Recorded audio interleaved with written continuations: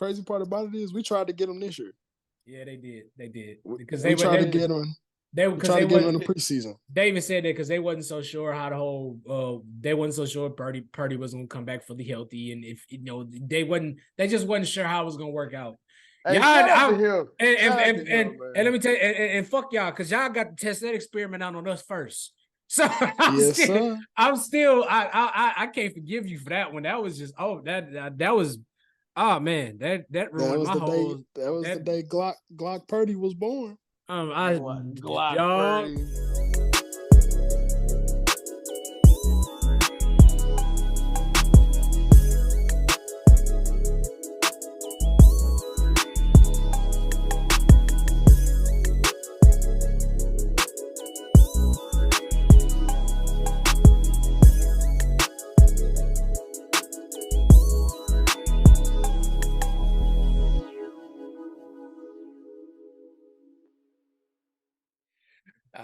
What's going on, y'all? Thank y'all for tuning in. This is another episode of PPP with Tim and Ryan, and we had to bring back. I promised him we bring him back because his boys made the Super Bowl. That was the deal. We got back now. Professional offensive lineman, my guy Malcolm Banks. Malcolm, welcome back on the show, brother Mal. Yeah. I want to say we're making the announcement now. I said it in the intro. Our guy is officially a professional offensive lineman, and bro, I just want to say, bro, I'm proud of you. I don't know if you remember the conversation we had back in 2014, first time I ever met you. You've told me when you was going to college that we was talking about, going to the pros or whatnot, and you was like, you know what, I'm not really worried about it. I'm gonna make the best of the situation. Motherfuckers, they go to the pros from this school, so I'm gonna go up here and see where the world takes me. And look at you now, straight bro. Up. I don't know if you remember that conversation, but I remembered it was something around. It wasn't those exact words, but it was something around the makings of that. Yeah, for sure. Yeah, bro. Shit, I know how it was. Like I said, bro. Your beginning don't dictate the end of your story, bro. Cause shit, I knew what it was coming out of high school, man. I put myself in a hole, man. I just knew if I was gonna make something happen, I had to work myself out of it. So, my path to where I'm at now definitely wasn't ideal. It definitely wasn't the typical story at all, bro. It wasn't the typical story at all. But at the end of the day, you stay locked in, bro. You stay locked in. You stay prayed up, bro. Something gonna happen, bro. Stay down till you come up, brother. For sure. Straight up. So you signed with an Arena League team. I read your post. I read the post and I read the post that they made. What's the team that you signed to? This is gonna be my second arena team. Okay. It's the name of the team is the Amarillo Venom. They in Texas. Right. You're gonna be down there. At least at least you playing in an arena. That Texas heat is different. Oh yeah, baby. Man, look, bro. I'm looking forward to trolling Cowboys fans for another 4 months while I'm down there. Can't wait. I was thinking, I was thinking that I'm like, how that's gonna work? You're a 49ers fan, he gotta be down there with all them damn Dallas Cowboys. Oh my God. Congratulations and please make it back home safe. Shit. Hey, bro. Bart Scott boys, can't wait. So man, talk about that. How did this opportunity come about, bro? Honestly, a close friend of mine, me and him actually been playing on the same teams since I got into arena, like since I went pro. Like that's how I got my first opportunity. He passed my name along and gave me that recommendation, gave me that nod. He pointed the coaches in my direction, and my film just did the rest, bro. So a good friend of mine, my boy D Reese, man. He he put me in the room, and my play did the rest, bro. That's really all it is. Like that's why I say it pay to have them connections. It's not always what you know, it's who you know. True that. Hey man, congratulations on order. I'm hoping that at some point we get to, we get to see you compete and I'm looking forward to see you dominate out there, bro, for sure. Yeah, for sure. I think our league, if I'm not mistaken, we gonna have some games streaming on like ESPN Plus or like it's a network that's gonna be easily accessible. I can't remember what it is exactly, but as soon as I, you know what I'm saying, get that information solidified, I'm gonna definitely pass it along. Right on. Yeah, my schedule be clearing up too. My schedule be clearing up soon too. So I'll be able to get, I'll be able to kick it with you before you ship out of here. Oh yeah, for sure, man. You know, if you get some free time, I know, you and your lady, man, pop out in Texas, man. I'm pretty sure I'll be able to grab y'all some tickets, man. Right on. Hey, man, it ain't even about the tickets. Like, bro, we both got busy over the years. Like, we just need to link up at this point. Nah, for sure.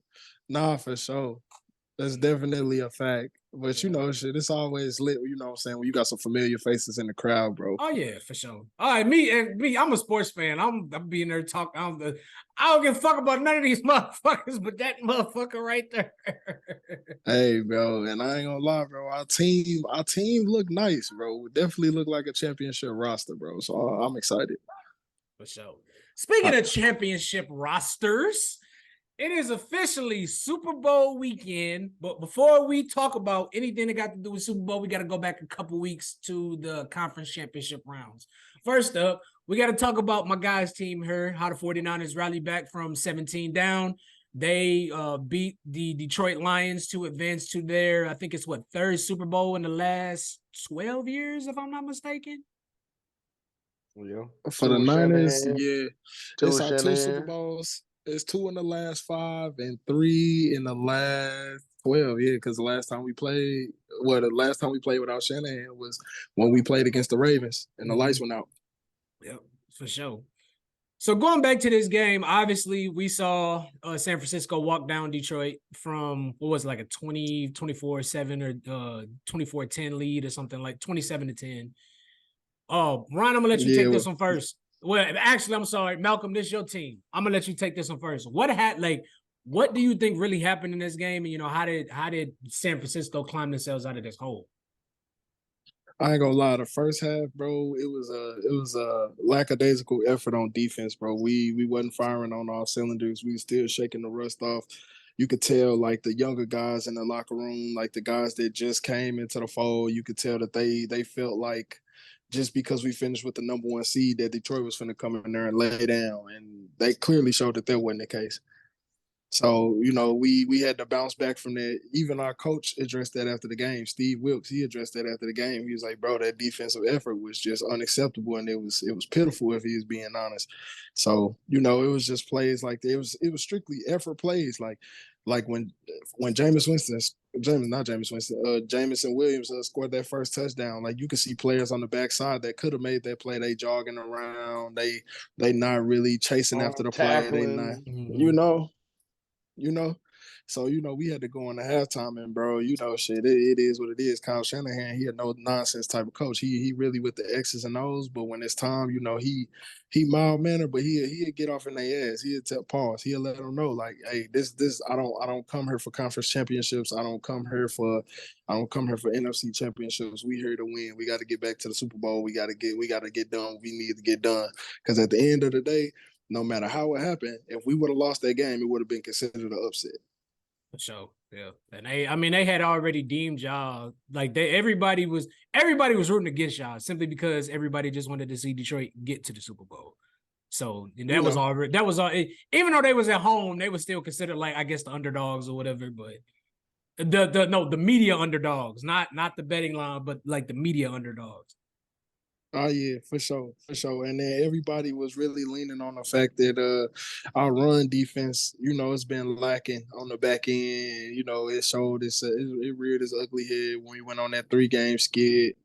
So, you know, Detroit, you know what I'm saying, hats off to them, bro. That coaching staff did a great job going in, dissecting film, game planning for us, bro. We just literally, it really just came down to shit. We had to drop our nuts and make the plays that is expected of the caliber of roster that we got. For sure. Ryan, you take off, man. What did you see in this game? Like, what happened to her? Detroit didn't take the points. They're going for it then they go for on 4th down, like on their own 50 or some shit like that. And then, like, Just take the points, make them catch up to you. And I'm not sitting here and saying like the 49ers didn't pull forth a great effort because that defense started getting on Jared Goff's ass and he started looking like Jared Goff of old. Just throwing that motherfucker anywhere. Please don't hit me. But I mean, that's what happened.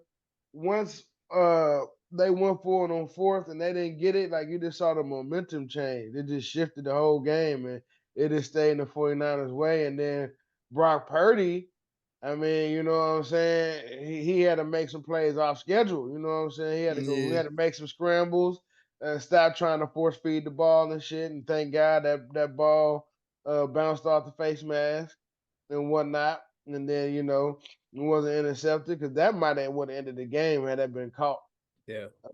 But that I feel like what happened is Dan Campbell was just a little bit too reckless and not take the points when you up big to keep the lead growing. Because at that point, they gotta score touchdowns. You don't have to. As long as you keep putting up points, you can keep it a 3-score game.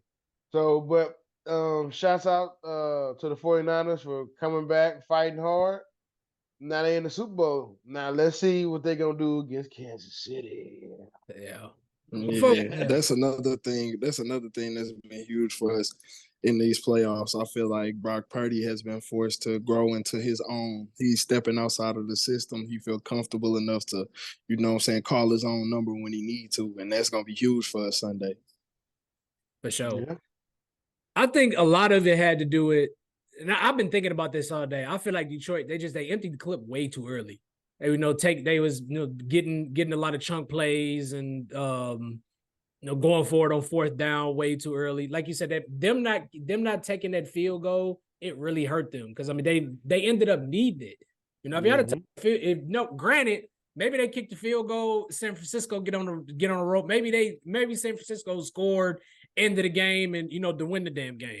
So we never know what the outcome is, but all in all, they took way too many chances. And it's like you had CJ Gardner-Johnson waving off the crowd into the second half, like, bro, it's still too early to be doing that shit. Then in the second half, like Jared Goff got nervous. Same thing. He started cracking under pressure like you always do. That was his problem with the Rams. Anytime they would put the pressure on him, he couldn't get the ball where he needed to. Then on top of that, you had wide receivers dropping passes. Amon-Ra St. Brown had 2 big drops. Josh Reynolds, he dropped a big one. So I think they didn't capitalize on the momentum that they had. You know what I mean? Like they had all the momentum in the first half, and them not being able to score right before the half, I think killed all the momentum that they had in San Francisco. Was just able to build on that. And Brock Purdy, just like Ryan said, he's mature. Just like Ryan and Malcolm has said, he's mature right in front of our eyes. And I've said numerous times, I even said in the last episode, the key here is going to be what's going to happen when San Francisco gets down. Like when they got to play from behind. And I saw a lot of shit from Brock Purdy that I was not expecting to see. When he took off for that big game to pretty much ice the game, that was on like, okay. Oh, like he's here. He's let motherfuckers know, like, I'm here. So hats up to the 49ers. I think in the second half they got back to being them. You know what I'm saying? Yeah. Like I feel like in the first half they was trying to do a little too much and it wasn't working. They was trying to keep up with what the Lions was doing, and when they saw that shit wasn't working, they just got back to doing what they normally, getting that, they eating up the clock, taking up them big possessions and capitalize it with Christian McCaffrey or Debo or whoever. You know what I'm saying? Yeah, it was literally a tale of two halves. The first half, we looked like the team that went on a 3-game skid. The second half, we looked like a team that ran off them 8 wins in a row. Yeah, for sure. But, all in all, congratulations to San Francisco. And, I'm looking forward to Sunday. Oh, yeah, that's going to be interesting. It's going to be real interesting. The Red Bowl Part 2, baby. Yes, sir. Now we got to talk about the other team that's in the Super Bowl. We had the Kansas City Chiefs.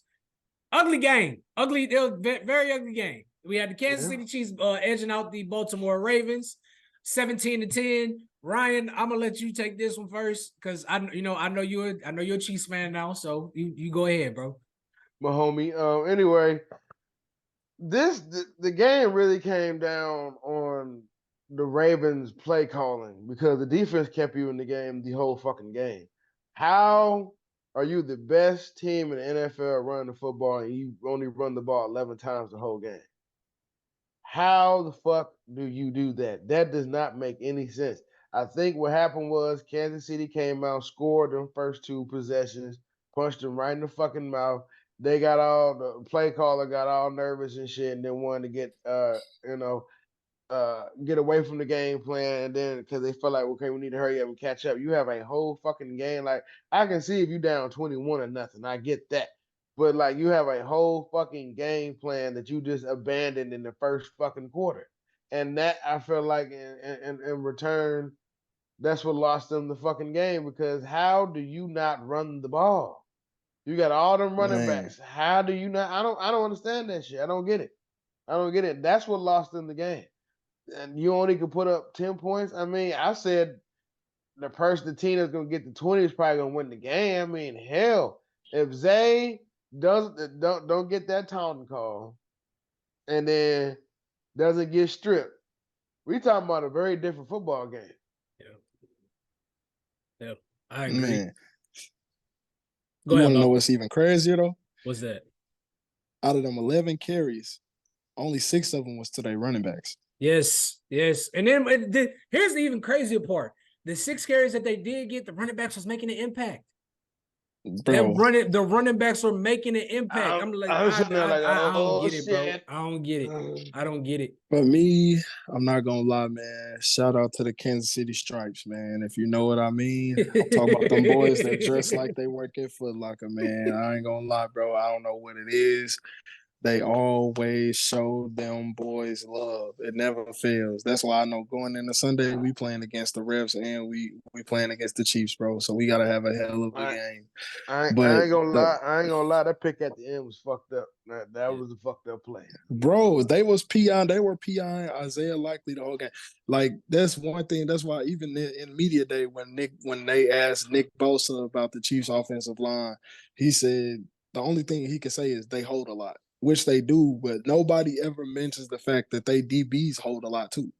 They DBs is literally holding their receivers the whole game. Like towards the end of the game when OBJ was open on that fade route, who was that? L'Jarius Sneed or was that McDuffie? That literally grabbed his off arm, which I is don't why know. he dove with one hand. I want to say McDuffie because they had Sneed shadowing Flowers the whole game. Bro, it's literally a highlight tape of PIs from that game, and none of them were on the Ravens. That's insane. My thing with this Ravens game, why would you tailor make your entire game plan according to what the Chiefs defense does well, and that's pass defense. Like outside of like the missed penalties and shit like that, let's not forget. I think Kansas City was ranked 6th or 4th in pass defense. Why are you tailor making your game plan according to what the fuck they do well, and that's defend the fucking pass?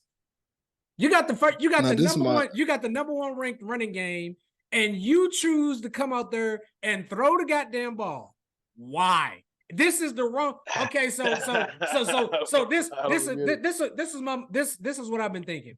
Todd Monken, you know what? You know, we run the ball well. Kansas City's not expecting us to throw the ball. Of course, this is the AFC Championship, so let's go out there and surprise them. Why? Do what the fuck got you here? Why change it now?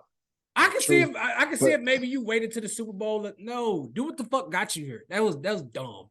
That's the time. This is my theory on that. A couple of factors played into that. They tried to do what we tried to do when we lost the Super Bowl to Kansas City, when we tried to make Jimmy G the hero because that's who they was talking down on as far as passing the ball and throwing the ball, which I don't know why they would do that. They see how that turned out for us. And B, some of that was on Lamar Jackson. I feel like Todd Monken was calling a lot of those plays to free up the scrambling lanes for Lamar, but he was not calling his own number like he did all regular season. That's okay. Because it's a lot of plays when you go back and dissect the film, it's a lot of plays where Lamar Jackson is sitting back there holding on to the ball like he Peyton Manning instead of taking off and taking what they're giving him. So they put him in a lot of 3rd and long situations. Those are the type of plays that cause him to get strip sacked. And I said that before. I said that in the episode before the conference ship. I'm like, bro, Lamar has to commit. Like, you can't go into a game like this against a team like the Chiefs being unsure what you're gonna do. Like, if it's not there, take off and run. Why is you waiting? Yeah. You don't, and it's no disrespect to the receiver. Like, I like Zay Flowers. I think he has a bright future in the NFL. But you waiting on Zay Flowers, and I'm not gonna say I'm gonna say it. You waiting on a young Zay Flowers and a washed ass OBJ to try to get open. You don't have the receivers to be trying to do that shit. You obviously see the shit wasn't open, bro. Take off and run. It's too big of a stage to be doing that. And y'all at home. Yeah. Like nothing the Ravens did made sense to me. Nothing. That was the perfect phrase to use. They was definitely undecisive. That's really what it was. Because even if they was trying to pass the ball, if Lamar would have been decisive with the ball and took off, that would have caused the defense to come down a level and respect that, which would have opened up the middle of the field for OBJ or Zay Flowers. And one thing that I said about that game, they went away from Isaiah Likely too early. Yeah, for sure. They went away from him until the game was on the line. He had some big catches early on, and then they went away from him until the game was on the line. And that's a part of the reason why he wasn't getting the PI calls, because he's not getting the target. So the refs' eyes are not on him throughout the game. Yeah. So now they just like, okay, they finally throwing him the ball. It's a physical play. We're gonna let him play on, versus them being consistent with the targets, because he was the one. You got to feed the high hand, bro. I understand that Mark Andrews is back, but Isaiah Likely who has been your playmaker until he got back. So, if you feeding him throughout the game, that means the refs' eyes are going to be on him more frequently. So now they're going to be watching him through the entire route versus at the point of the ball when it gets to him. On the flip side of that too, I also think on Kansas City's end, experience really came into play here, because you saw Kelsey and fucking Mahomes got right back to that same. Sure. They look just like the Travis Kelsey and Pat Mahomes we've seen in previous years. When they came out and punched them right in the mouth like that, I'm like, yeah, this. I say it right then and there. Kansas City's, they got this. They got this, because I was not expecting Pat and Travis Kelsey to be on the same page like that very early on in the game. Was not expecting that. I thought it was they came out and punched them when they came out and punched them in the mouth like that. That set the tone. Kyle Hamilton was the only person on that Ravens team that looked like he was ready to go to a Super Bowl. I thought Roquan did too. Oh yeah, of course. That's expected of him though. He ain't no stranger to big time moments. He a Bama product. They in the championship every year. He know what it's gonna take to get there. Yeah. But man, I expected them to at least have bracket coverage on Travis Kelsey. Don't get me wrong. Kyle Hamilton definitely played a good game all around, man. He literally forced the 3-and-out himself at one point in the game. But like you said, they came out clicking, and it showed. It looked like a team that was just excited to be there for the first time versus a team that had been there and done that. Like, I was literally watching the game with my boy. He a Ravens fan. I literally told him, I was like, bro, Kansas City didn't do anything spectacular this whole game. They literally just took what y'all gave them. Outside of them punching that ball out for that touchback, they did nothing out of the ordinary. Yeah. They literally just played sound, fundamental, fast, physical football. That's it. Football that we're not used to seeing them play. My bad. Go ahead, Ryan. That Ravens loss is on the offensive coordinator and Lamar Jackson. The defense came to play. They only scored 17 points the whole fucking game. Yeah. The defense came to play. Yeah, you're right. And offense was putting them in bad positions all game. Yeah. Yeah. The entire game. I mean, even with I understand Lamar did everything he could, but even with the refs, like, we can say let's call a spade a spade. Refs missed a couple pretty big calls in that fourth quarter, but throughout the game, Lamar was making some pretty bad fucking throws. Now, that touchdown pass to Zay, that shit was beautiful. But outside of that, and like a couple other throws, Lamar did not. He didn't. I literally threw in triple coverage, nigga. I'm yes, like, okay. And I definitely credit a lot of that to them never really game planning to throw the ball like that. Because I don't even think I cannot wrap my head around why you come with you having a number one running offense. So why you come out there and throw the ball 40 fucking times? It does not make sense to me. It just does not. It does not. It never will make sense. If they get the run game going, everything else would have got going. And then the fucked up part. Then the part that really kills me. Okay, I understand y'all signed him late in the season. Y'all didn't even use Dalvin Cook. I don't even think I saw him touch the field one time. I saw him. I saw him in the Texans game. I'm like, I was thinking to myself, why? No, I'm talking about in the Chiefs games. That's no, yeah. But I was sitting there thinking, like, why did you get Dalvin Cook if you was just gonna have this nigga just standing there? Like, I didn't get that shit. I feel like they grabbed him as a depth piece, and they grabbed him as a chess move to make sure that nobody else could get him. That was going to see throughout the playoffs. Because I feel like, obviously Dalvin Cook didn't have enough time to learn the entire playbook. And, the Ravens are known for their running backs going down. So I feel like they needed that depth piece on their offense, and it was a chess move to keep somebody like Kansas City or us or, anybody else from picking them up. Right. I feel that. I respect that. Now we got to move on to the big game. This Sunday, we have a rematch of the 2019-2020 season. The 2019 Super Bowl, we have, once again, the Kansas City Chiefs and the San Francisco 49ers in the Super Bowl. Malcolm, I brought you on the show. Promise I was going to bring you back on the show. So I'm going to let you take this one first. I want you to tell, I know who you're picking. That's a given. I want you to tell me who wins and what do y'all need to do to win? Man, I wish I had my shiesty on for this one because it's definitely Robin season, baby. We about to take all the joy out of Kansas City with this one, man. I ain't even gonna lie. You want to know what's crazy? They so disrespectful. They already in Kansas City. They already canceled school Monday for the parade. So y'all got us fucked up. First and foremost. But I ain't gonna lie, man. I got to be in the slugfest, man. I got the Niners winning 24-21. 24-21. And it's going to have to, I'm not going to lie, the key factor in this game is going to be that D-line versus that O-line. And specifically, everybody, of course, you're going to look at those edge rushers because we're going to need a big game out of Chase Young to win this game. The effort he gave these past couple of weeks, that it was rumors going around that he was possibly going to get benched. We can't have that this game. This is going to be a game where you are going to have to chase down plays because Patrick Mahomes is trying to keep a play alive. You're going to have to chase him sideline to sideline. You got to get after him, play in and play out. That is the only formula that we've seen beat Patrick Mahomes. You have to get pressure and you have to get home. And our interior pass rush is going to be huge this game because they're going against the best interior offensive line in the league right now. A lot of young talent over there, man. Creed Humphrey, man, hell of a player. I knew he was going to be a hell of a player coming in, man. That boy a dog. They got a great inside three. The mismatch is obviously going to be Bosa versus Jawan Taylor.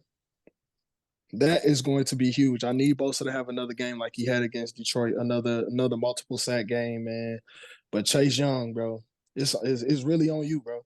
It's really on you. Like, hate to be that guy to put all the pressure in, bro, but they not playing with you no more, bro. Your leash is at its very end. You at the end of your rope, bro. If you giving us that same piss poor effort, I would not be surprised if you don't see him in the second half and they rotate Cleveland Ferrell and Randy. Bro, I promise you, bro. That's how deep it is in the Niners organization right now, bro. If he keep giving that same piss poor effort, jogging at the end of plays, bro, you will see a lot of Randy Gregory and a lot of Cleveland Ferrell.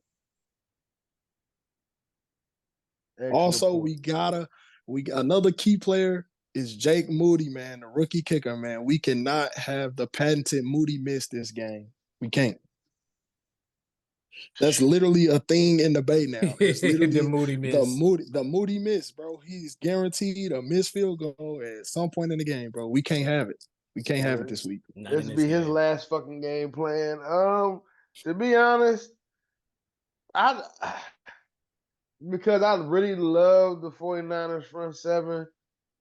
The Kansas City receivers got to be on. No drop city, none of that shit. You got to stay ahead of the change. You got to be on time. You got to be in third and manageables, second and manageables, just to have a shot. Because I truly feel like they gonna have a long fucking time stopping Christian McCaffrey. They run defense sucks. Then you Yeah. saw that in the Ravens game, but Kyle Shanahan's gonna keep running that fucking ball until they stop it. I know that much about Kyle Shanahan. So I mean, dog, it's not looking good. I mean, the defense is probably gonna get a couple stops, and it's gonna come down to the pass rush, like you said. But I can see it. The 49ers is going out there and just beating their ass for real, because their offense is set up to do that. Now it depends if Spagnuolo gonna have them boys ready to play with all them misdirections and shit like that y'all be doing. Oh, So talk dirty to me. I love to hear it. I love to hear it. that's all I'm saying. That's all I'm saying. But Yeah. yeah, I mean, like, if the Chiefs wins because it's a close game. If that shit get to 10, if y'all get to a 10-point lead, I don't think the Chiefs can come back and close it, because that defense is just gonna pin their ears back and be ready I'm not gonna lie to you, keep getting bro. stops. I think Kyle Shanahan definitely got a bad taste in his mouth from going out bad in his last two Super Bowl appearances with the Falcons and with us. I think he learned his lesson, bro. I think he learned his lesson on keeping the main thing, bro. Don't bring any side shit into this. Don't bring nothing personal into this, bro. Go out there and get the win. Because at the end of the day, it don't matter how you do it. If you win, you etched in stone, bro. It's immortal. Can't nobody take it from you, bro. Ain't nobody take it from you. Third time's the charm, bro. Third time is the charm. This your third time in the big dance. If you ain't learned your lesson at this point, it's another conversation that got to be had. But for sure, Christian McCaffrey gonna gash him early, man. He gonna gash him early because they don't got nobody on that D line that can stand in front of Big 71, man. So it ain't nobody that's gonna take that edge away. That ain't nobody that's gonna take the edge away, and then it's gonna get to the point to where they're gonna have to blitz and they're gonna have to overload. That's why I say our pass game gonna have to be the one that's gonna put them away late. Because once they start having to buckle down and roll down safeties and try these exotic blitzes that they don't normally bring, and they're gonna have to try to disguise coverages and shit like that. Like literally, that's the only thing that got us when we played the Ravens. That's the only game where you could say, oh yeah, they look vulnerable. And that's because Brock Purdy was still young. He was still learning. That's the one thing that nobody talked about in that game, but that's what shook us the most.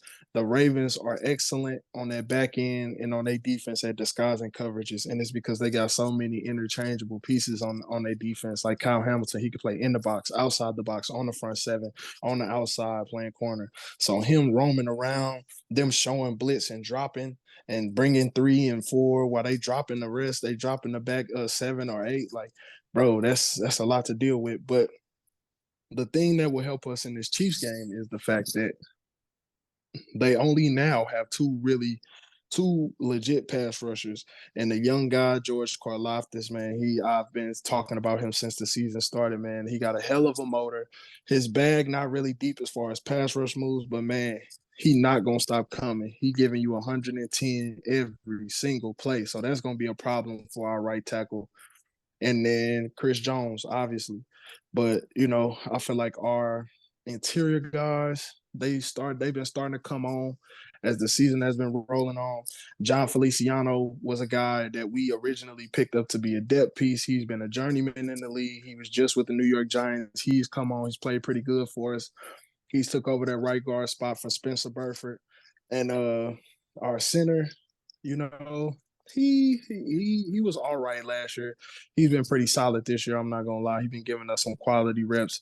So I feel like if they could keep two bodies on Chris Jones and then just allow Christian McCaffrey to do his thing and pick his spots or force it to that edge and force guys like Nick Bolton and Willie Gay to chase sideline to sideline, man, I feel like that's gonna give us a big advantage, especially with the misdirections with Debo and all the different motions that come out of the backfield in the play action game. So since I found out that these two teams are actually going to be playing again, bro, I have had a very tough time picking a winner. There's been so many things there. I honestly couldn't wait to talk about this because there are so many aspects of this game that have to be discussed. First off, both teams, their defenses are tailor-made to what each team does well. Mm-hmm. Like what each team doesn't do well, I'm sorry. So Kansas City has a pretty decent pass offense. San Francisco's pass defense, they're very dependent on their front seven. Let's say that much. Hit or miss. Kansas City's run defense, no go. We all know how well San Francisco can run the damn ball. Yeah. We can't say experience because you could talk about Pat Mahomes having experience and Travis Kelce having experience, but they got a lot of new pieces on this team since the last time San Francisco played. There's no Tyreek. I mean, Miko's there, but there's no Tyreek. There's no Damian Williams. There's no Frank Clark. Let's also keep in mind, Charvarius Ward was with the Chiefs the last time these two played in the Super Bowl. He's now on the 49ers. There's no Tyrann Mathieu there either. I think the key pieces for the San Francisco 49ers in this game, it's all going to be on defense. Dre Greenlaw, Fred Warner, and Bosa. Those three guys, I'm pretty sure they've seen enough of this San Francisco team and the Kansas City's offense. And from what they seen in the Super Bowl, they know there was the one player that really hurt them. He's not there no more. Because if you remember when San Francisco was like, they were literally, 7-8 minutes away from winning that Super Bowl. And then Pat hit Tyreek on that one D play, got Kansas City all the momentum. Yeah, that first Super Bowl was 3 quarters of stink fest. Yes. So as long as in San Francisco, they know they don't got to defend against Tyreek. So I feel like because they know that now Pat's gonna be Pat, I definitely feel like he's gonna, put up a heroic effort, but I feel like it may be a little too late. I think this is gonna be an offensive shootout. I do. I think we in for one of them 32-29, something like that. But I think that I agree with Malcolm when I say that. I think when he said that, I think Shanahan learned his lesson. I think that if he does get a lead, he's going to stick to running the ball instead of trying to pass the fucking ball to maybe try to run the score up or trying to get too far ahead. But I think that, ultimately San Francisco, I think they're going to control the time of possession in the second half.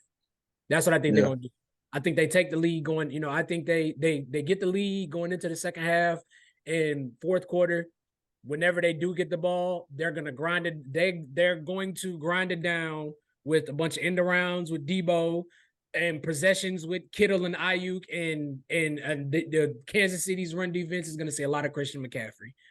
Obviously, I'm not rooting for the 49ers. I'm going to be rooting for the Chiefs and my homie. I will have on my Red Mahomes jersey, but I think San Francisco gets it done this time. I really do. And this puts me in a tough spot because I also feel like Pat is in that position. Pat is now in that position to where it's not smart to bet against them more.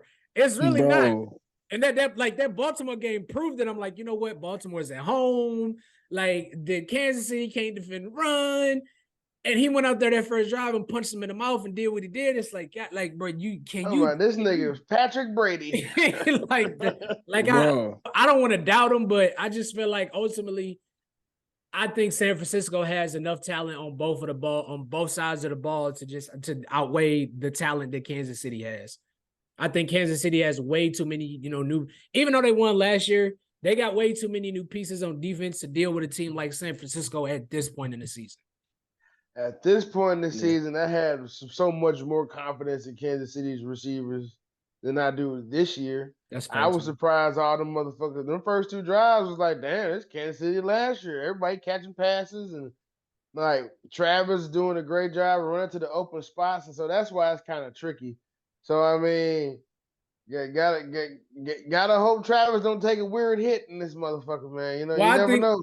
Well, I think what's gonna happen is kind of the same thing that I feel like they might fuck around and take Javarius Ward off corner. They're gonna put him on Kelsey. Or anytime you see Kelsey like get in the middle, Drake Greenlaw, Fred Warner, they ain't having it.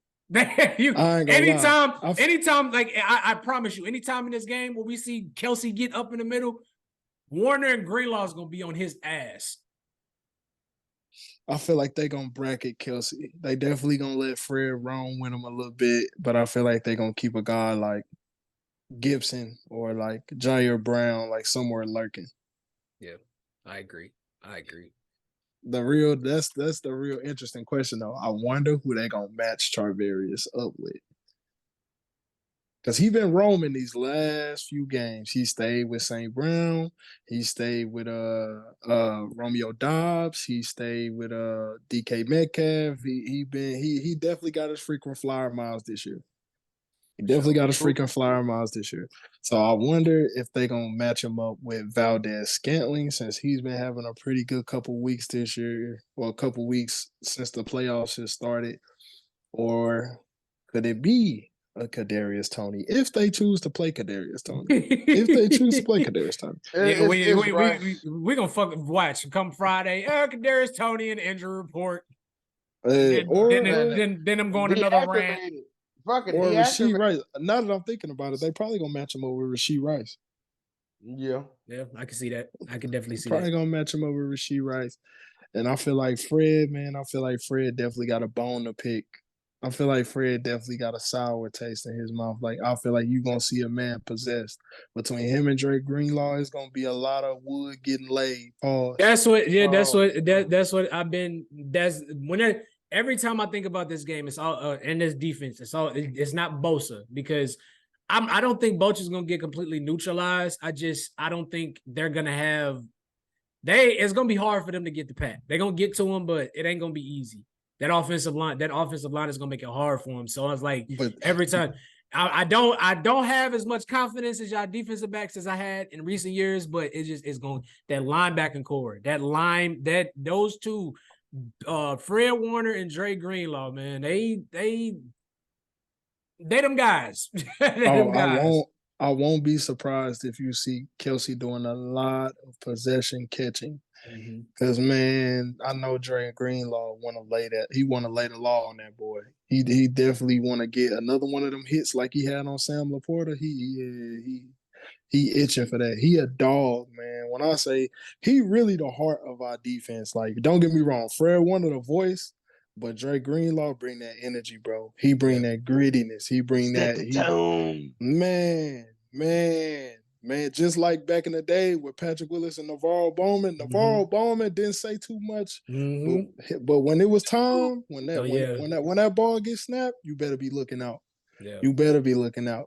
Yeah. Man, because Drake Greenlaw, bro, he that type. He not going for that. He not going for the rock. He wants your soul. Like he finna try to punish Travis Kelsey if he come across there thinking it's sweet. Oh yeah, I got something for you, Bucko. Something to take with you back to the huddle. Let them boys know we not playing over here. It's a different type of game, bro, and that's another key factor in this game. We got so many key players that have played in that Super Bowl where we lost. Versus a lot of them Kansas City guys, brand new to this. The only ones that really know the type of pressure that's on this game is Patrick Mahomes and Travis Kelsey. Outside of that, a lot of them guys did not play in that game. And it's the same with the San Francisco offense, Kittle. Still, the only interchangeable the only pieces that have really changed are Purdy and McCaffrey. Yeah, that's it. I don't know if Ayuk was there yet. He may have been, but he was like young. Nah, Ayuk wasn't there yet. We had Emmanuel Sanders. Debo and Kittle was there, and I know I still can remember that Kittle. They still play that. I'm gonna be back here, and I'm gonna be best. So I think that's another person that we see. Like he's going every time he touched the ball, he's going to fucking pay for it. Even when he's not touching the ball, he finna be pancaking somebody, putting them on their back. Yeah. So. Let's get final score predictions, shall we, Malcolm? What's your final score prediction? I'm torn between 21-24 and 27-24. We might even get a 27-30. somewhere in there. Oh, you know what? I'm gonna go 24-27 Niners. Okay. All right. I ain't mad at that. I got two different scores. 24-20 Chiefs, 35-17 Niners. Damn. Yeah, Okay. I feel like that run. This might. I don't know.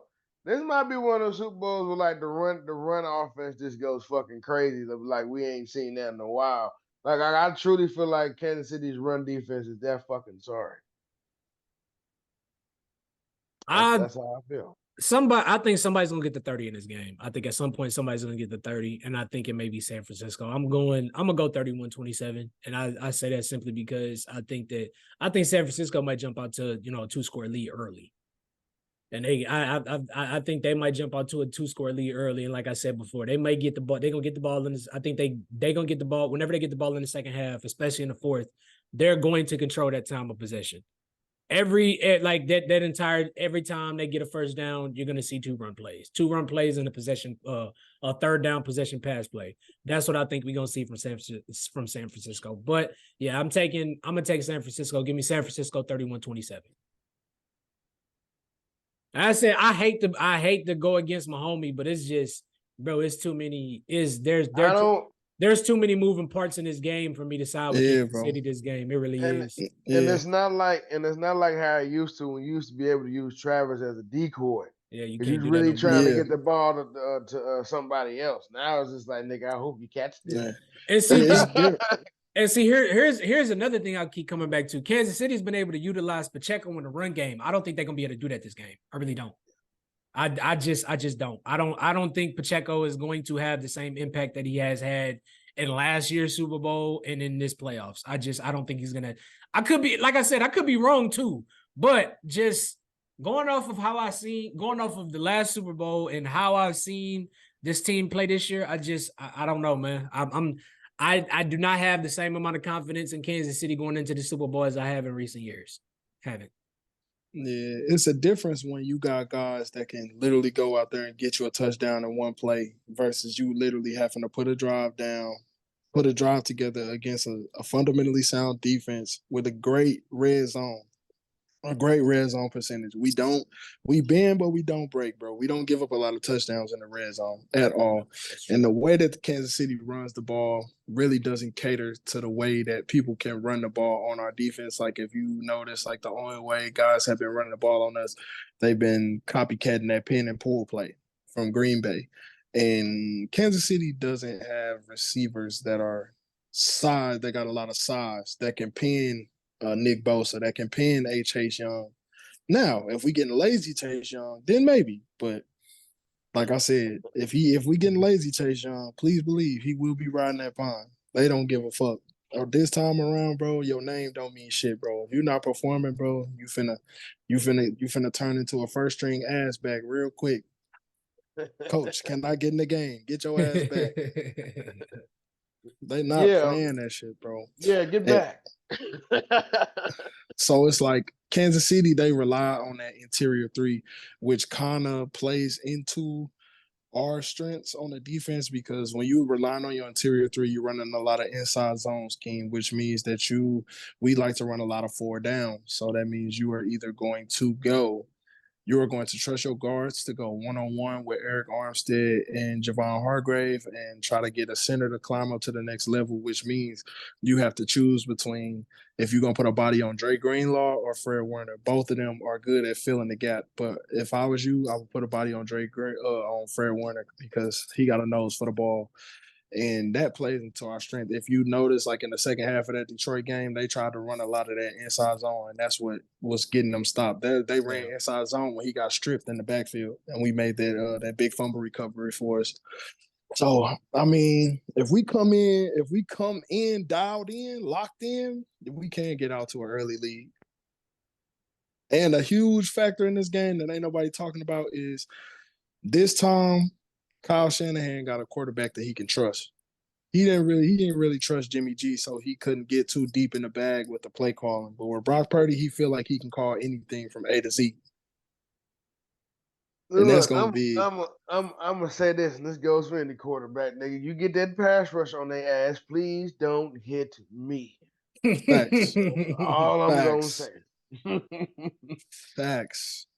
Facts. There's only a few people that really got the heart to stand in that pocket and deliver that strike and take the hit. For sure. And especially in today's game, bro, a lot of them quarterbacks is not built like that. And I've that's only another seen a handful. And that's another thing with the Chiefs too, with the 49ers defense. They got to keep Pat in the pocket. They got to keep him in the pocket. We know that's where Pat does his best work. You let that man get out of the pocket, it's gonna be a long night. If I'm Pat, am I trying to run? Because like I don't know. It's not like you playing against Buffalo's defense, bro. If I'm being all the way 100, I would try it on Chase Young's side though. I'm not trying. This is me being 100, bro. Me being completely unbiased. If I'm watching that Detroit film, which I know Andy Reid is, Andy Reid watching one game from week 1 all the way to the conference championship. We seen that with the Eagles. He pulled out plays that was working on them in week 4. Yeah. In a critical moment in the Super Bowl and killed their ass with it. So I know he watching that film. If I'm him, I'm gonna try Chase Young because I know Nick Bosa gonna dominate Jawan Taylor on that edge. So that's not even that's an afterthought. Like if I absolutely have to, I would roll out that way. But I'm gonna try Chase Young, guys. If I'm Patrick Mahomes. You want that nigga to get hurt, man. Then Patrick Mahomes' daddy gonna be watching from the holding tank, from the drunk tank. So that nigga out. He flew in last night. He had a fly. You motherfuckers think I'm missing this game for my son? Y'all got me fucked up. That boy gonna get out this motherfucker one way or another. That boy gonna be sober as hell at the Super Bowl. That nigga smiling that picture like, yeah, I did that shit. Not me. This my third DUI. I don't give a fuck. I don't give a fuck. My son 2-time Super Bowl champion, 2-time Super Bowl MVP, and I still got baseball money. I don't give a fuck about no DUI. Straight up. My wife at the front right now, ready to bail my black ass out. With a case of beer in the back, nigga. Yes, straight up. His ass, they gonna keep his ass on watching that Super Bowl. You know they in Vegas too? Oh my God, but that nigga is drunk now. He's drunk right now. Right as we speaking right now, they are probably dragging Pat Mahomes Sr. out of the fucking casino. You done had enough Hennessy. Now, that's about your 5th bottle of Hennessy. Get the fuck out of here.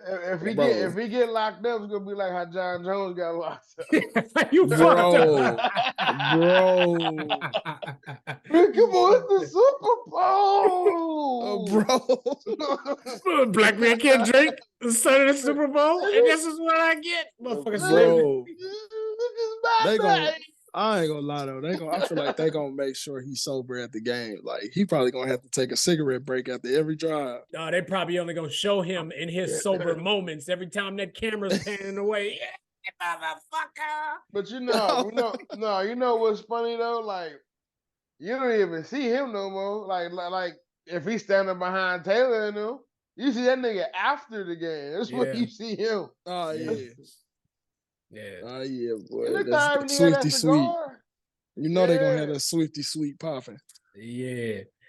I do want to get into a couple topics. So it's Super Bowl weekend, so I got 2 things I want to get off into. Malcolm, I'm gonna let you go first on this one. I want y'all to give me y'all top 5 players. It could be offense or defense. Y'all top 5 players that never won it. Sheesh. They don't got to be in order either. But I want y'all to give me y'all. They don't even got to be top 5. Just the 5 players that y'all wish would have won it that never won it, that never got it. Is this people that been to the Super Bowl and didn't win, or just in general? Both. Never won? It could be both. It could be just 5 people that like you really wanted to get. I got a lot of them, but I know. I ain't gonna lie, bro. Off the top of my head, number 1 got to be the hood favorite, Mike Vick, man. If Mike Vick would have won a Super Bowl, the hood would have went crazy. The hood would have went crazy. They built the statue of that nigga in the middle of the city, nigga. Bro, right on the side So I'm gonna go Mike Vick. Okay, that's one. I'm gonna go T.O. 2. Didn't T.O. win one? No, got there. I thought he That won. nigga had like 9 catches for like $144, 2 weeks removed from ankle surgery, nigga. He said we would have won the game if somebody didn't get tired. And he not lying. It took him 5 minutes to score that fucking touchdown. Nigga, you need 10 points. You need to score now. I say, let me see. Who's somebody that never got one? Let me think. Damn. Shit, I know nigga never played in the playoff game that was cold. Randy Moss. Yeah, you stole one of mine, you motherfucker. No, you can pick him. You Moss. can put him in your. You can put him in your 3, Ryan. You got 2 more. Randy fucking Moss. You got 2 more, Malcolm. He lost. Patrick twice. Willis. Okay, that's 4. My personal favorite of all time, Patrick Willis. I can't count him because he gonna get one this year. Who I'm gonna bring Bobby in at the Wagner or 5? somebody. No, Bobby Wagner got one. Yeah, he got one. He got one his second year. He got one. That's a Seattle. The LOB, Legion of Boom. I'm tripping. I am tripping. Let me see. Damn, boy, this a good. Oh yeah. I gotta say, my man's Darrell Revis. That's he got one. He got one. No, Darrell got Who one. he got one with? He got one with the Patriots. The Patriots. Oh yeah, they beat the Seahawks. Yeah, he got. Yeah, he was on that team. Okay, so all right, I recant that. Let me see. Is it that or Falcons? Let me see. Why he went back to the Jets? I guess you really fuck with it. I guess I'll say, my man, 50 grand. Mr. Glove himself, Larry Fitzgerald, or Julio Jones. They tied at my 5 spot. Larry Fitzgerald and Julio Jones. Damn. Man, Julio they both put in a lot of work to get there too. Yeah. Put in a lot of work. I'm gonna go B Marsh, Randy Moss, Cam. Oh, that's a good pick. That's where it gets tricky here.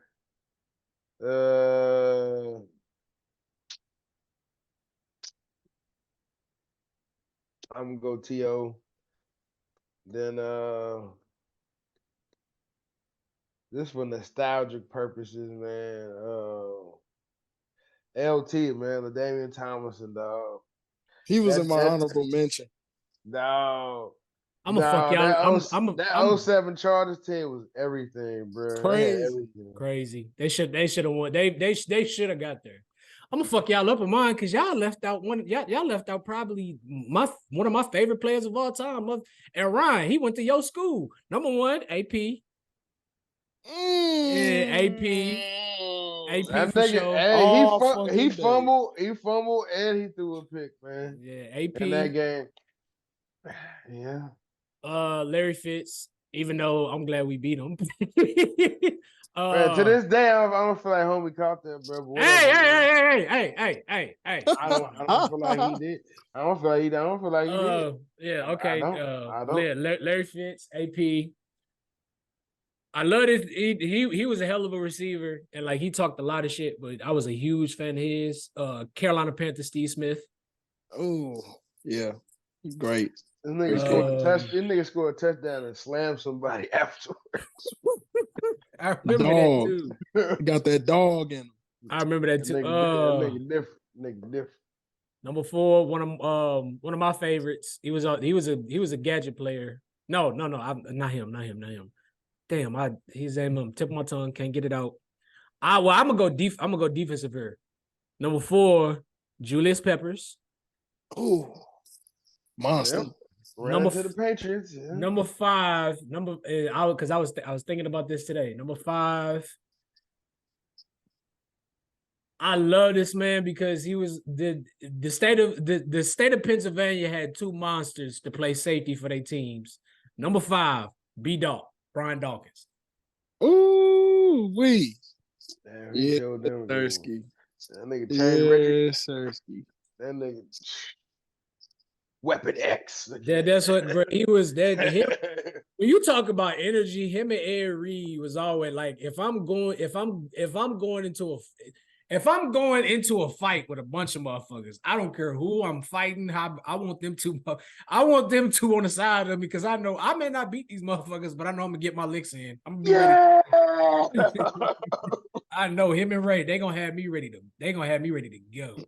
And B. Dawkins gonna have the Lord on his side, boy. Yes, sir. Yes, he sir. ain't even cursing. He was playing like a maniac. I love. Did you ever watch his interview on the Pivot? No, I didn't. It's so, bro. He was on the pit, bro. It's so weird seeing him so calm because, like, every time I see him, he's just riled up, like ready to clothesline a motherfucker's head off. Bro, he be looking like he pre-workout when he was playing. Yeah, he was a monster. One of my honorable mentions, man. My boy, he in the broadcasting booth now, but his cookout card still valid. Greg Olsen. Miami boy. He was like the last great tight end to come out. No Njoku. Never mind. Shut up.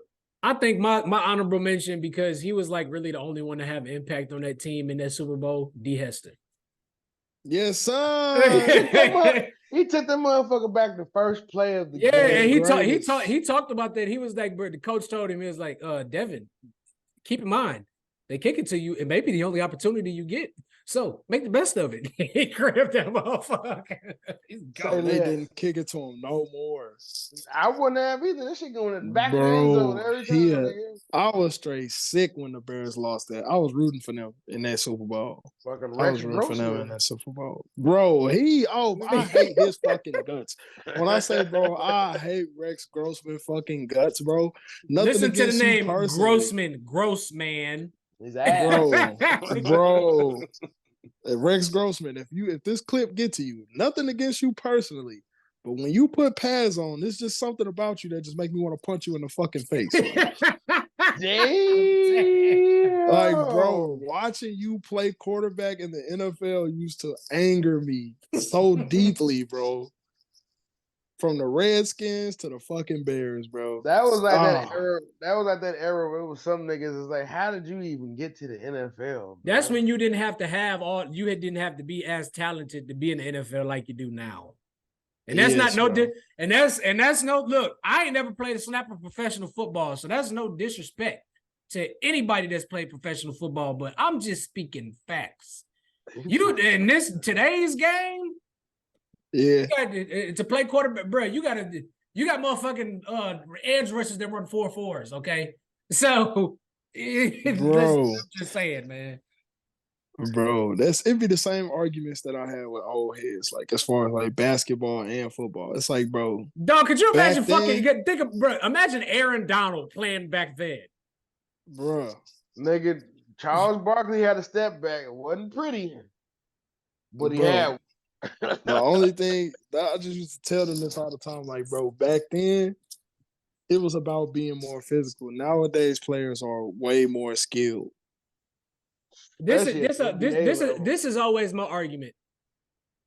If you go back about 10, 15 years, how many wide receivers was you seeing going across the middle? Yeah. How many wide receivers was you seeing go? Come on, bro. You had to deal with Ray. You had to be a dog. Only the dogs. You had to deal with Ray. You had to deal with Patrick Bowman. You had to deal with Palomalu, Joey Porter, Antonio Pierce, Vontaze Burfict. What's dude name from the Cardinals? Dockett. Darnell. Man. Yeah, Darnell Dockett, Sean Merriman, even though he was on steroids. but though he didn't play a whole lot of games, Bob Sanders. Yeah. Bro, one of the greatest what if stories of the NFL, bro. I'm glad he got him one before he had to retire, though. I'm glad he did get him one. I'm glad he did get him one. He didn't give a fuck. That's what it was. He didn't give a fuck at all. I'm gonna fuck you up. That's it. Now I want y'all to give me. Okay, we're gonna do two more topics. I want y'all to give me, because this gonna really fuck y'all up. Give me 5 teams that won the Super Bowl that probably shouldn't have won. That shouldn't even been there.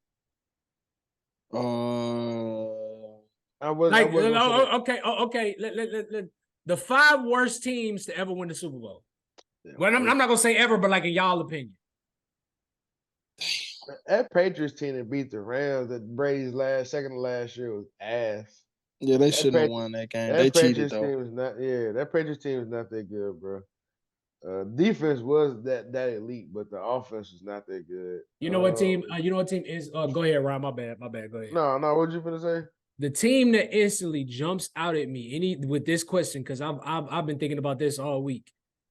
One of the only times I've ever bet with the fucking Patriots. Them fucking Giants teams.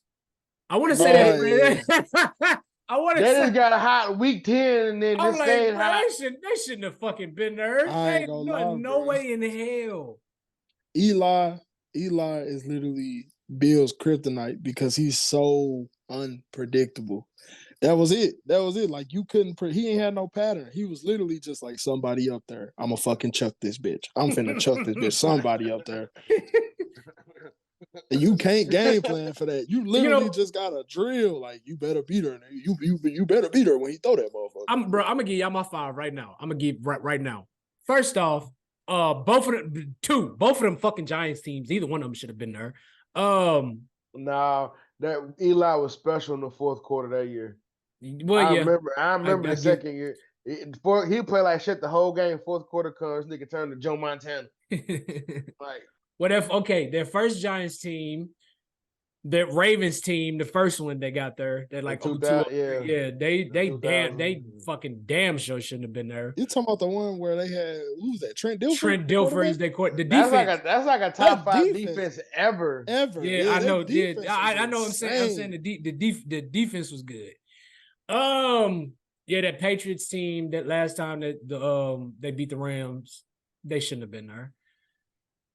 Ooh, I ain't even gonna lie to you. This one gonna piss some people off. When Cam Newton went to the Super Bowl. No, because him. Well, that team was not that good. Tolbert, his best receiver was Greg fucking Olsen. Who was his running back? Yeah, that's true. Dude that played for the Steelers. No, dude that played for the Steelers was his running back. What the fuck is his name? D'Angelo. Injury-prone motherfucker. D'Angelo was it Williams? He played for y'all, bro. He played for the Steelers, then went to the Panthers. Him and Mike Tolbert was told that motherfucker. His name was D'Angelo. Cadillac or something. D'Angelo. I know you're talking about. I know you're talking about. You might be right. It might be D'Angelo Williams. Come on, man. Funches was the 1. Tolbert was basically the 3. Olsen was the 2. Man, Cam Newton willed them to the Super Bowl. I'm trying to think who else won it that like they really probably should not have fucking been there. Nigga, I ain't gonna say that because then nobody. Who got an odd ass Super Bowl? That 99 Rams team, they came out of nowhere. Well, that was the greatest show on turf that year too. So I think they deserve to fucking be there. They defense was just kind of mid. I'll be real with you though, bro. That 0-2 Tampa team, outside that defense, fucking John or what was the quarterback's name? Brad Johnson. Yeah, Brad Johnson. And I mean, they did have Keyshawn Johnson. That was it though. Mike Allstott. I'm like, that team should not have won a fucking Super Bowl. It's a couple of them, but I'm battling with it. One of my Steelers teams probably shouldn't have fucking been there. The one where y'all went against the fucking Seahawks. That was one. We probably shouldn't have won that one. We probably shouldn't have won that one. Had that Broncos team that second year, because Peyton was ass that year. If it wasn't for the defense, Peyton was garbage that year. You gotta think Brock Osweiler. He didn't. I mean, for real. You gotta thank him because he didn't go in there and lose them games. Yeah. You know what I'm saying? I should have came up with a better question. Oh, I got one. I got a good one. Give me y'all top 5 Super Bowl moments of all time. Obviously, the toe tap in the fucking Cardinals and Steelers game. That was fucking insane. That was fucking insane, bro. That was insane, bro. The concentration by the receiver to watch that go through the DB's hands and still toe tap that hole in the back corner. Not like it was just in the middle of the field. This is the back corner of the end zone for the game. That's insane, bro. That's insane. And then 2 years later, his ass was damn near out the league. That's the crazy part. That's the craziest part. That's the crazy part. Obviously, the 28-3 comeback. That's one of the greatest moments in Super Bowl history. That motherfucker Rose said, "All right, watch this." That Julian Edelman catch was insane. on like 3 niggas. I'm like, how the fuck did he get? He caught it off somebody's leg, bro. Yes, I'm like, bro, I ain't went crazy on the Super Bowl probably since that one. Like, I'm like, damn, bro, the Falcons from the straight get a ring. Nigga, JD and them was on the phone on FaceTime. Yeah, nigga, it's about to go down. Shit, you gotta give the helmet catch to Eli. Yep. The helmet catch is one of them ones. Shit, both of them. Yeah. Mr. fucking Chuck It. Mr. Chuck It. Oh man. Do you want to count the tackle in the Rams Super Bowl? Do you want to count that? Yeah. You better count that because the shit that Steve McNair would have been considered one of the top 5 greatest quarterbacks all time if he won that motherfucker. He was there, and they had a problem with them the first half too. Eddie George is killing them boys. Eddie George is a fucking beast. I'm gonna give y'all my 5. Number 1 for me. This ain't the order. Number 1 for me, of course, Devin Hester when he opened up the Super Bowl with a fucking when he kicked with the kickoff. Yeah, that was crazy. That was crazy. Number 2 for me, of course, that James Harrison pick when he ran it, picked that bitch off at the goal line ring. Bro, I'm talking about, bro, I'm going fucking nuts. I'm jumping. I'm pretty sure I'm shaking the whole house at this time. The goal line pick, the Patriots goal line pick. No, yeah. And that's your cousin. How you ain't know, man? How you ain't pick that, man? Oh my God, bro. That's your kinfolk. That's your kinfolk. Number 4.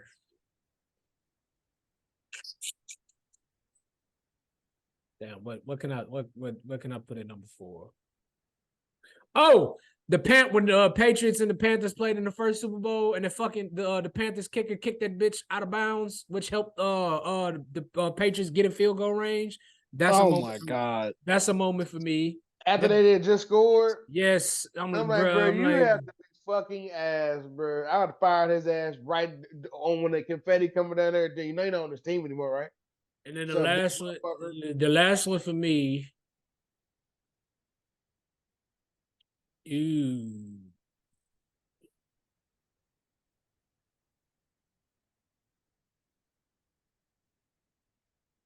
Probably when Tracy Porter picked off Peyton Manning and ran it back. And that that son of a bitch was crazy outside of football. That nigga was cuckoo. That nigga had problems. That's you talking about the one that like went on to like rape a bunch of women or whatever. We don't support that on this podcast, but you go look it up. That's Darren Sharper. That wasn't Tracy Porter. Well, he played safety on that team too. Yeah, I know what you're talking about. The Larry Fitzgerald play when he broke it against the Steelers was too much fucking time. Super Bowl moment. Malcolm Butler pick. Mm-hmm.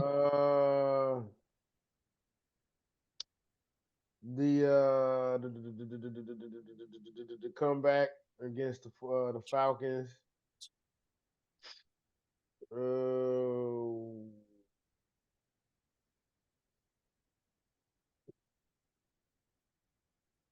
Was that a strip fumble? Strip sack. Von Miller and Cam Newton. Yeah. Mm-hmm. Yeah. Strip sack. That play, that was what did it. I'm like, all right, this shit's over now. So how many is it? I think that's 4. What, 4? That's 4. So you got one more. Fuck. Gotta think.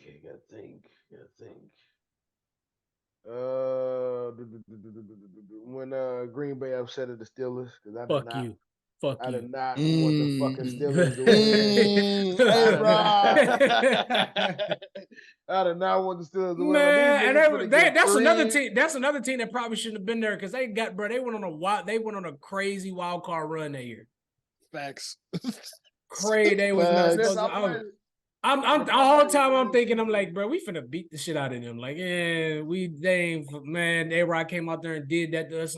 We could not stop this motherfucker on third down to save our life. Man, A-Rod was going crazy. I ain't gonna lie.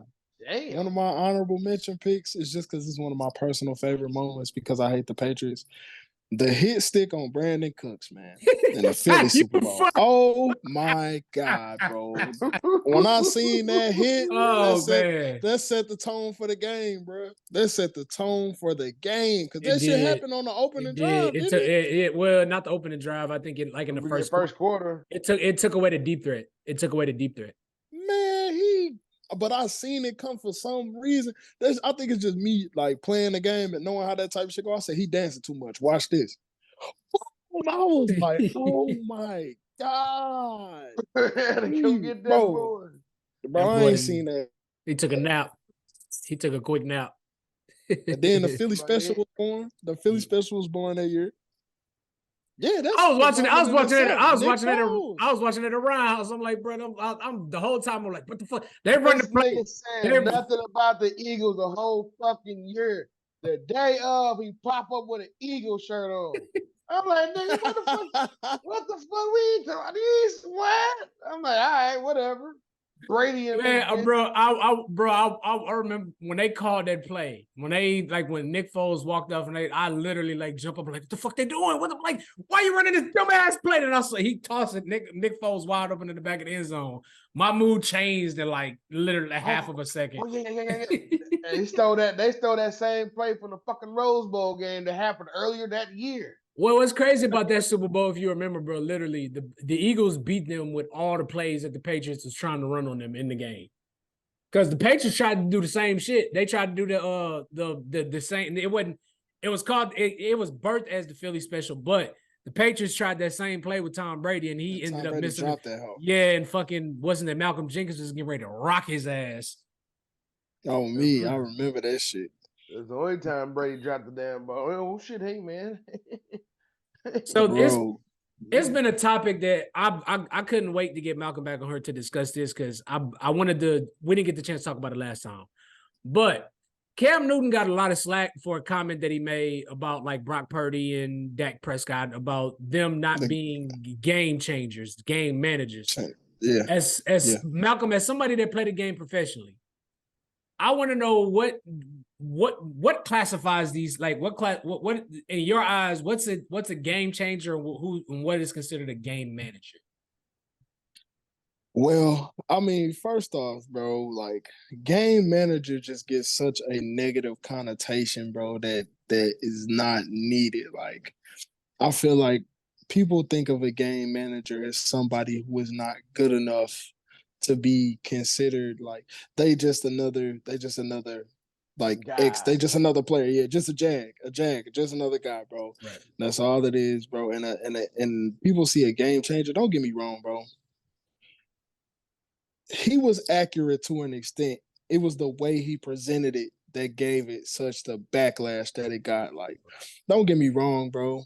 People like Dak Prescott, Brock Purdy, and the guys he named, like, he right to an extent. Like, they are not complete game managers. Like, people like Alex Smith was known as like a game manager. That don't mean that you trash. That just means Teddy Bridgewater. Like, you know, that just mean that like you can't just expect them to go out there and do their own thing type shit. Like, you gotta have, like, with guys like that, you have to have a great mind coaching them. Like, you gotta have somebody putting together the plays. The right shit got to be called versus like a Lamar Jackson, a Patrick Mahomes, where like, okay, no matter what you call, anything can happen. Anything can happen at any given moment, bro. It's like what I was thinking was like your whole game plan has to be tailor-made around what the fuck they do. And then like, exactly. There's two things. Like, exactly. You can't just account for one thing with this player.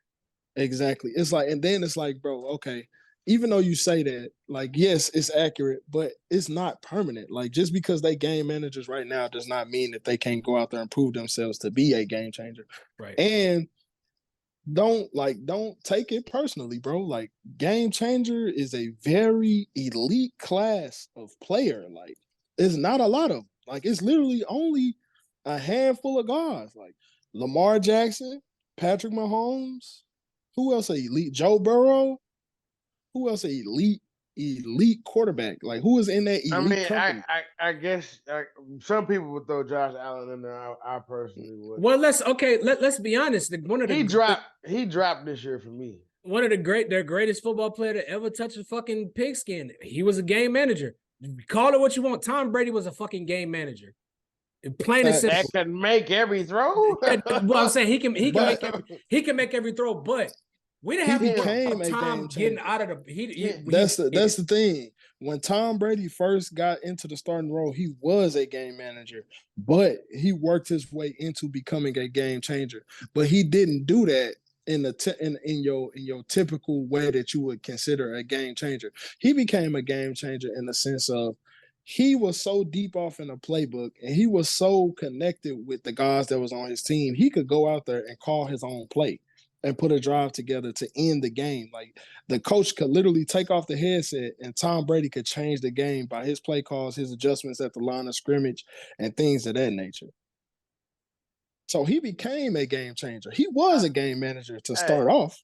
Hey, I was thinking about this the other day. I mean, but then I was like, nah, because they passed too much. But wouldn't you say Joe Montana was a game manager? Steve Young was a game manager. Yeah, even Joe Montana was to an extent. Yeah. He became a game changer. Well, originally, like Jerry too, though. Oh yeah, greatest receiver every year. But shit, Joe Montana, bro, he made some plays. He made plays.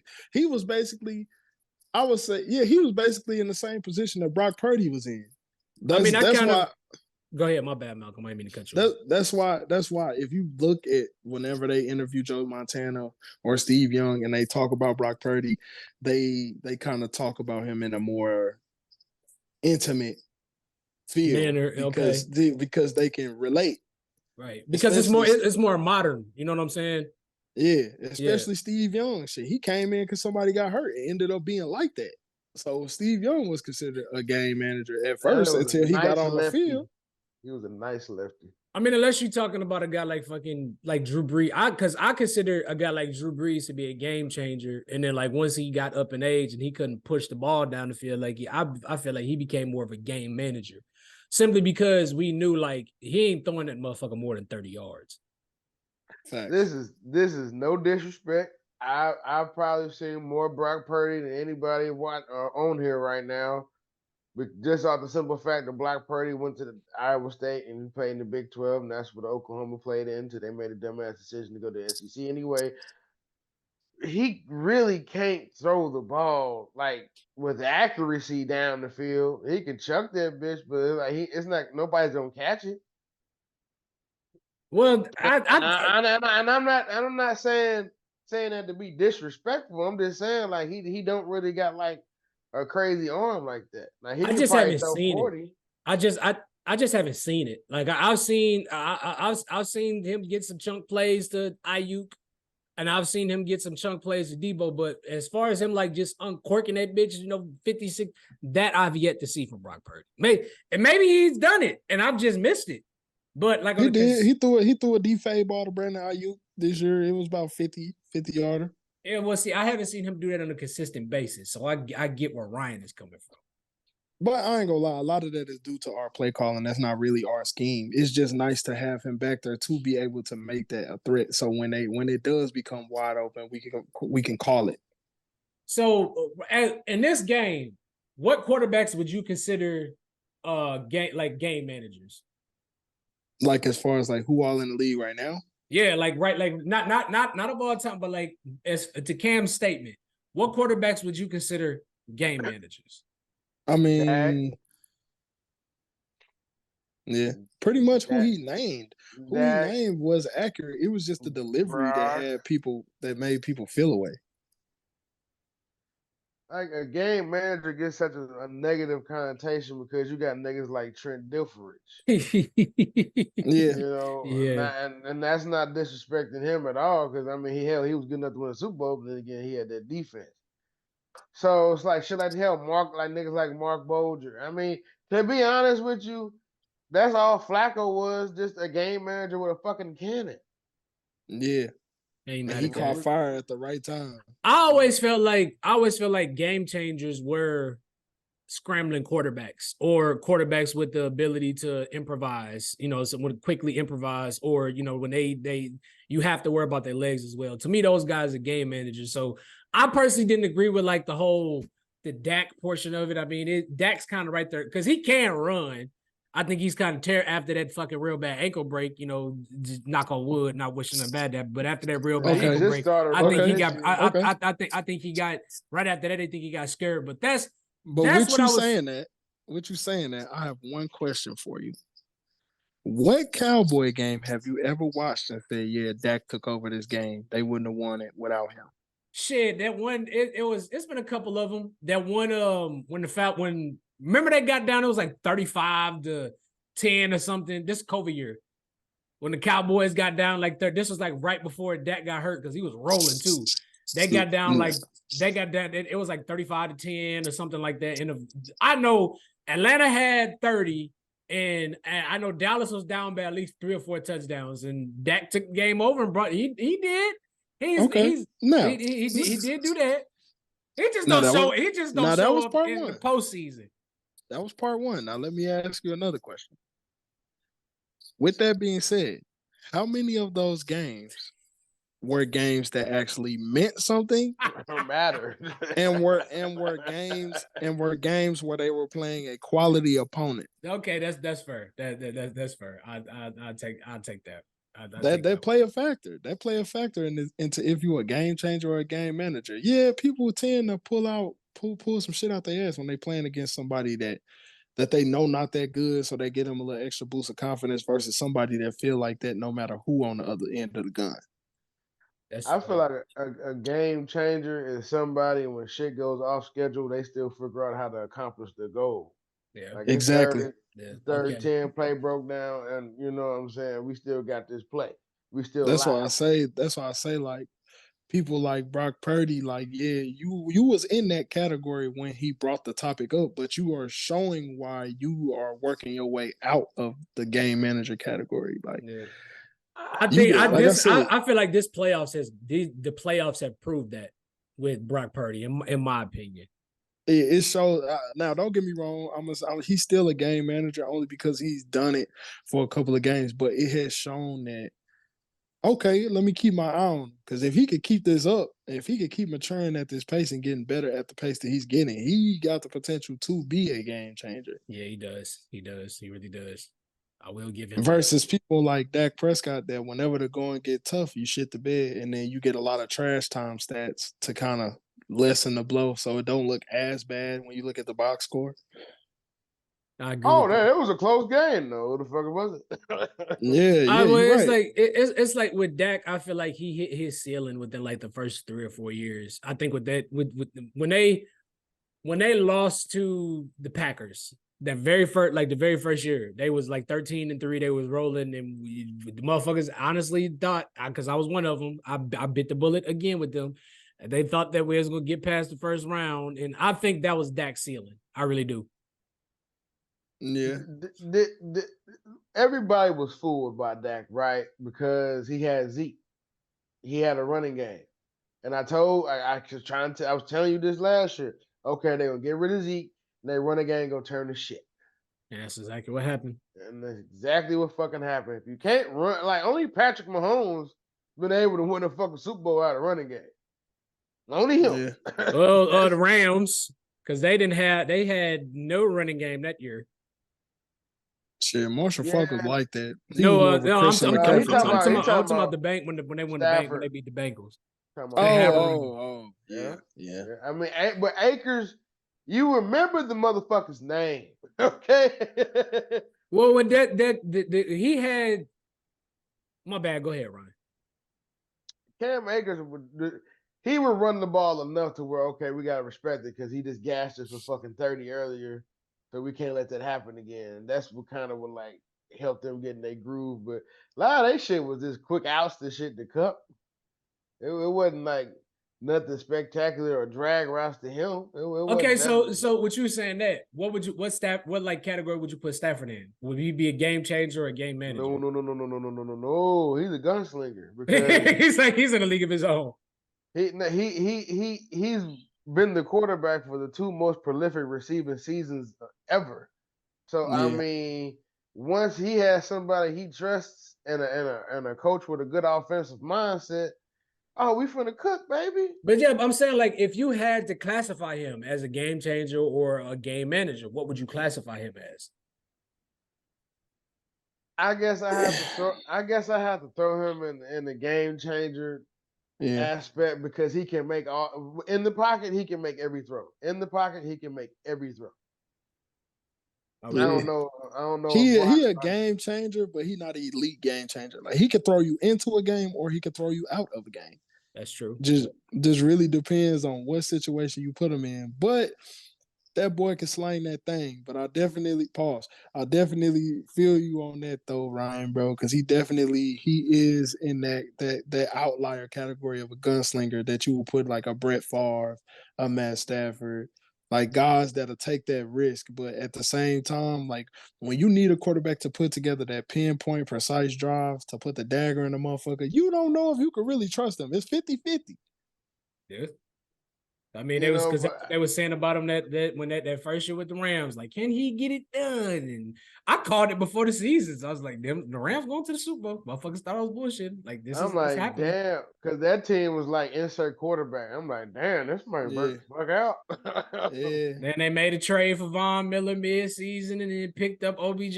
These niggas is going to the Super Bowl, whether you like it or not. That's like all this year. I'm like, well, it's like that's kind of, I mean, it's kind of that goes back to the 49ers. That's I'm like, okay, they saw opportunity to get Chase Young, they grab him. They saw opportunity to get Randy Gregory, they grab him. Then the season before that, they get Christian McCaffrey. Like, yeah, they trying to win.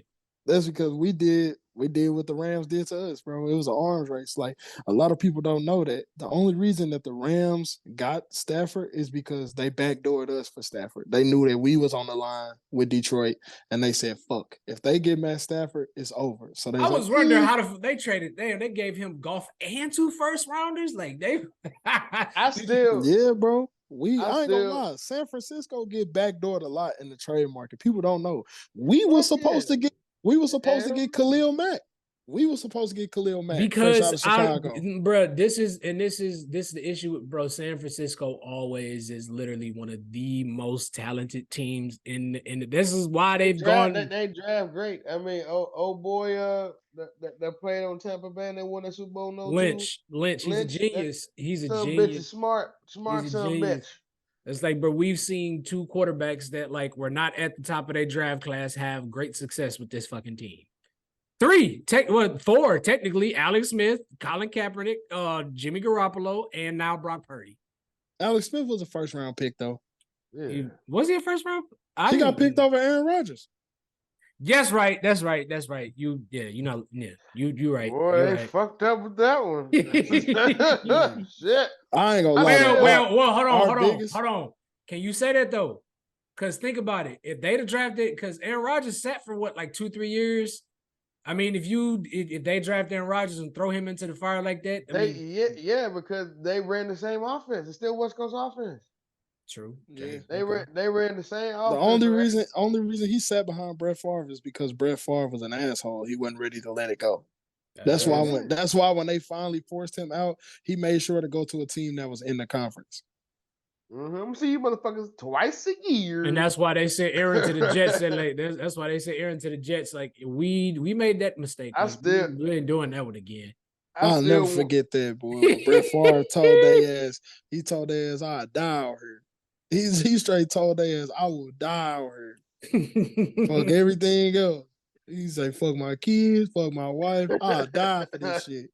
What Mike M saying Friday? I die for this shit too. That's what he was on. So this has been a great episode, Malcolm. As always, bro, we appreciate you coming on, and we all appreciate you, brother. I wish you nothing but the best of luck and nothing but dominance when you go down there and play football in Texas, bro. And do us a favor when you get down there. Spread the word. I would love to get some of them guys on just to come on here and talk about their journey to, to getting to the point that they at in the pro scene.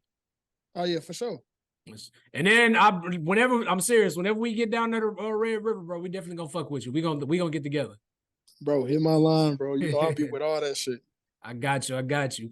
But anyways, as always, we thank y'all for tuning in. If you did make it this long, please like, share, subscribe. YouTube, Instagram. I don't get enough time to rip the audio down and put it on Spotify or whatever, but my schedule will be freeing up soon so I can get that done. But as always, man, we wish y'all a safe weekend, and whatever y'all do this Super Bowl weekend, don't drink and drive.